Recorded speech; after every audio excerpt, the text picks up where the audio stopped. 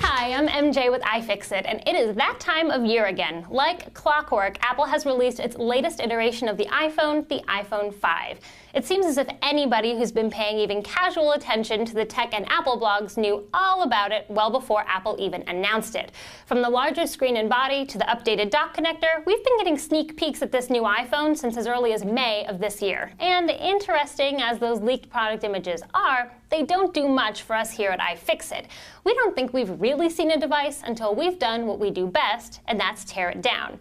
Thanks to the international dateline and some frequent flyer miles, our co-founder Luke Souls traveled all the way to Melbourne, Australia to stand in line all night long to get his hands on the iPhone 5 a full day before any of us in the United States have the opportunity. While the iPhone 5 shares some superficial similarities to its younger siblings, the 4 and 4S, it has, in fact, been entirely redesigned. The first and most striking difference is the 8.6mm increase in length, which makes room for the larger 4-inch Retina display. The display now has a perfect 16:9 aspect ratio and a pixel resolution of 1136 by 640. You might say that the iPhone 5 finally hit adolescence, as it's not only gotten taller, but thinner too. It lost some baby fat to measure in at 7.6mm, which is 1.7mm thinner than the 4S, and saw about a 20% decrease in its weight, coming in at just 3.95 ounces versus 4.9 ounces for the 4S. But being tall and thin isn't everything. As we all know, it's what's on the inside that counts. So, on that note, let's take a look at what's making this latest iPhone tick. Getting into the phone was déjà vu inducing, as Apple continued using its proprietary pentalobe screws to hold the phone together. We, of course, saw that coming and sent Luke with a pentalobe driver that was just perfect for the job. Once those screws were out, we were met with a pleasant surprise. I never thought I would be so excited to see a suction cup, but there it is. A screwdriver and a tiny suction cup are all you'll need to replace a broken display, and this is going to score huge points in terms of repairability. Apple has returned to a top-down construction with the iPhone 5, and anyone who's ever swapped their broken screen on their iPhone can tell you that this is great news, because rather than digging through all of the other internals to get to the display, on the iPhone 5, the display is the first thing that comes off. For context, replacing the display on an iPhone 4S takes 38 steps, and the quickest I've ever done it is 45 minutes. It looks like the iPhone 5 will take just a few steps, and likely 5 to 10 minutes. And since the display is the most common thing that breaks on most smartphones, we consider an easily replaceable display to be a win for consumers. Our next step, as any good repair person can tell you, is to disconnect and remove the battery. For comparison, the iPhone 5 has a 3.8-volt battery, whereas the iPhone 4S's battery is 3.7 volts. How they're getting increased performance from a battery that's only marginally more powerful is still a mystery to us, though my money is on a combination of other hardware and software improvements. We'll probably know more about the battery performance as soon as we get a closer look at the chips.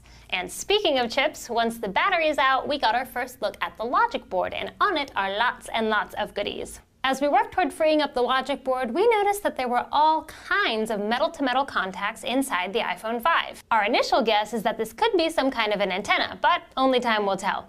With the logic board free, we finally have the opportunity to inspect the chips that make up the iPhone 5. Behind some shielding, we discovered the elusive A6 chip. Here's where the chip geeks should get excited. The A6 is Apple's first custom-designed processor for the iPhone, and it seems like it's quite the little powerhouse.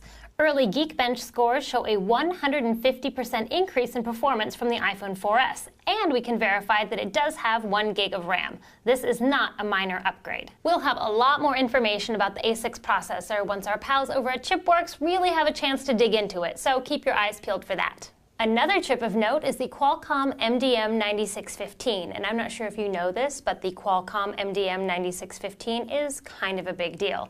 For those of you that were cheering when Apple announced that the iPhone 5 would be LTE enabled, this is the chip you need to thank. So we set the logic board aside and turned our attention to the rear case. The Lightning connector assembly contains the headphone jack, loudspeaker, and of course the new Lightning dock connector.